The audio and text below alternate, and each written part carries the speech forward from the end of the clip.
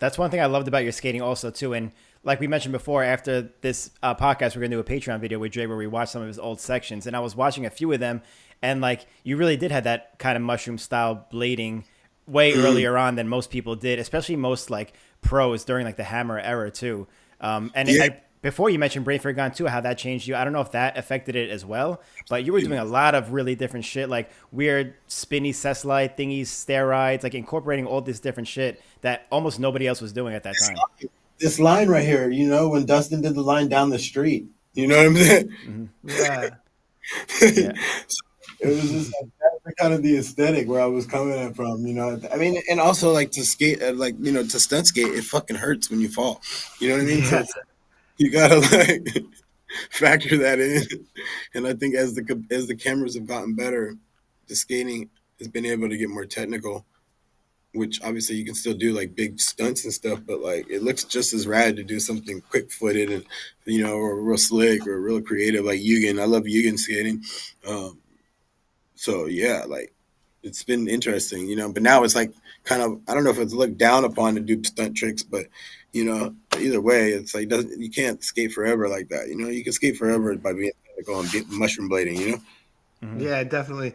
But I think like a lot of people don't know that you were kind of like Austin points out, you were like one of the early introducers of that stuff, and it was like highlighted in your section, which I thought was done really well in VG19, where he kind of split. Like at the time, a lot of skaters were kind of one dimensional. It was a time when skaters were beginning to break out of a one dimensional approach where maybe it was like a lot of rail skating at the time, or maybe it was like a lot of switch ups or whatever, but the same dress. But you had like a 3-part thing in your VG19 section. And the first part was called the Nintroduction, which is like, very like the style of sliding around, smooth things, cool looking stuff, not doing huge hammers.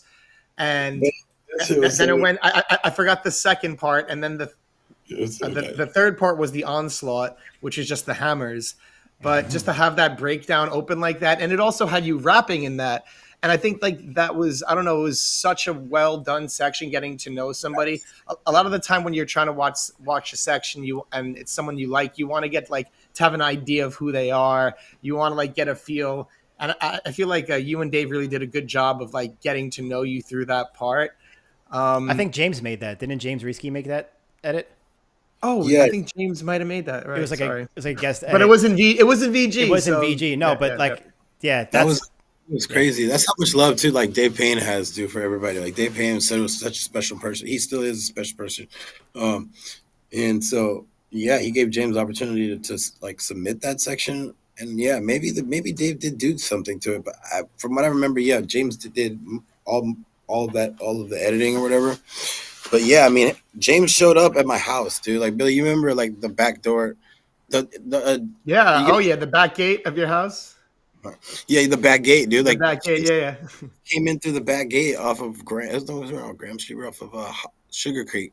We ran off Sugar Creek, but like yeah, there's like that back street, and so James comes up and it's like, "Hey, are you Dre Powell?" Knocked on my door, and I was like, "Who the fuck is this kid?" And he was like, "Oh, look, I'm gonna go film and skate with you." So it was just like a dream opportunity. And James, like his family was well to do, so it was like different.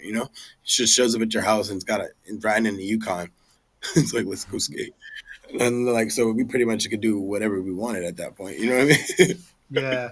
No, I love that. I love the what you guys were able to do together, Yeah. and it was to the point where actually it was so early on to what is called mushroom blading. At the time, it wasn't called mushroom blading. Actually, when Mm. people would do spinning cess slides, I would hear people sometimes in a Hurricanes. Hurricane. sometimes in a kind way, and sometimes in a critical way. They'd be like, "Oh, that's ATL sliding," or they'd call it AT because it was so tied into like you and Walt, like Oh in wow. VG19, like I never heard like that. specifically like doing cess slides down the street on the floor on like a sidewalk, like you know what I mean. I feel like that was the first time that was filmed and put in a video, just for that. But ATL slide. I, Yeah, because I think Walt was insane. Like people don't understand like how insane. good Walt was. Like in the first competition, I think I entered at Skates and Bruises as a kid. I was probably like 12 years old. Walt was like 14, and he had won the advanced division. So that was like what was on my radar at such a very young age. You know what I mean? I was like, this kid is incredible. And then as we got Yeah. older, became friends, and I met him at Woodward. He was still getting better and better. And then so by the time I got cool enough to go skate with them, you know what I mean? Like, you got to kind of like get cool to skate with Walt and them at that point in time. Uh, Walt, you, you and Walt were such a cool combo because you guys complemented each other. I feel like in New York City there were a lot of good skaters, but at that time specifically, and of course now, and murder, but, like but there was a lot of styles that were very kind of in the New York bubble, and I feel like you and Walt had like very different approaches to skating, which is what made it you guys complement each other so well. Walt, man, sheesh, yeah, it definitely was crazy. And like Yeah. so, because it was Walt, Gary Caraway, Kurt Newman, Kevin Dowling, right? And obviously there was a bunch more. The Racer Twins, like Atlanta had such a solid crew of skaters. You know what I mean? Doug Urquhart, you feel me? So I just was, and I would live close enough to go to them like a lot. So, and my sister lived there, so it was only like 3 hours away. So I got like, had the opportunity to skate with Walt a lot, and Walt took a liking to me. So it was like we fucking just would go skate, dude.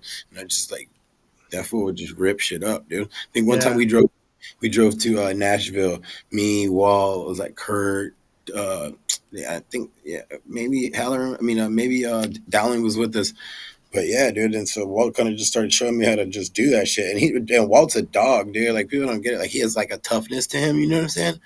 Yeah. We're like really like just ready to go, dude. It's like just turns you into a beast when you get to go skate with another person like that skates like that. You know what I mean? Yeah, dude, he was like a little angry dude, so motivated, and he just like, but he turned that anger into energy, and so you'd shout out. ATL has always been like the hub. Shout out Kevin Dowling, shout out Team Hate, but even from like Frankie Lasavio, Andy Cruz, Tom Heiser, Jason. I can't think of his name right now, but that whole crew, and then on to you guys, and then even like I know Chris Zink was in the Carolinas, but like that whole crew down there, and just it's always been such like a powerful scene with like great filmers and photographers and J-Ro obviously and all these people. Yeah, But man. I had Kevin Womack, I had like Joe Dobson, I got like a really good crew of people, Corinne Hightower, Daron Chase, Chris Zink. I mean, we had a solid crew, dude. We had Tyrone Allen Kirk, shout out Tack. And my whole crew, I had a lot of friends to back me up, in skating. So it was just like always just lit, dude. Jeremiah Reed, the Reeds. So we were always really clicked up. Dustin Eaton, Titty Boy. A lot of people, dude, that were rolling. Titty Boy's dad was a beautiful Bobby Eaton from the WCW wrestling. Sick. I had just random people like that full rollerbladed, dude. Yeah, no, ATL crew had such a. I just remember going down there when I was like, just like, actually spending some time down there when I was 18, and just such a cool, wide crew with so many different skaters and so much talent.